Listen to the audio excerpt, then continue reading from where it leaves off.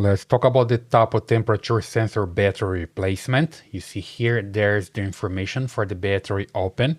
You just need to use a paper clip to open the case. So you just press here and you're gonna see that pops up the lid. You just remove it. In here you see the CR2450. That's the battery that you can replace. You can just use your fingernails and pop up the battery like this and replace with a new one.